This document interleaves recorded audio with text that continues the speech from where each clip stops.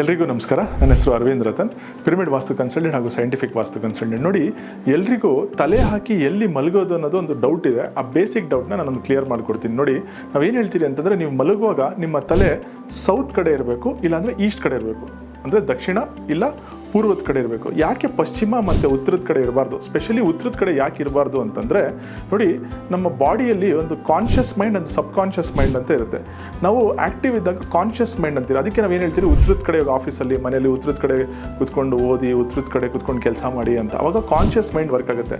ಅದೇ ಥರ ನೀವು ಯಾವಾಗ ದಕ್ಷಿಣದ ಕಡೆ ತಲೆ ಹಾಕ್ತಿರೋ ಸಬ್ ಕಾನ್ಷಿಯಸ್ ಮೈಂಡ್ ಆಕ್ಟಿವೇಟ್ ಆಗುತ್ತೆ.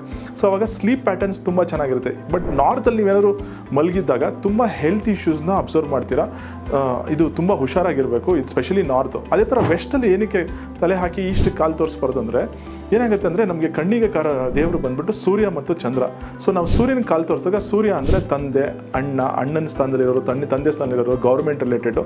ಸೊ ಯಾರ್ಯಾರು ಈ ಥರ ಪೂರ್ವಕ್ಕೆ ಕಾಲು ಹಾಕ್ತಿರ್ತೀರೋ ನೋಡಿ, ಏನಾದರೂ ಗೌರ್ಮೆಂಟ್ ರಿಲೇಟೆಡ್ ನೋಟಿಸಸ್ಸು, ಪೆನಾಲ್ಟೀಸು ಈ ಥರ ಎಲ್ಲ ಬರೋ ಸಾಧ್ಯತೆಗಳಿರುತ್ತೆ. ಸೊ ದಯವಿಟ್ಟು ಇದನ್ನು ಚೇಂಜ್ ಮಾಡ್ಕೊಳ್ಳಿ. ಶುಭವಾಗಲಿ.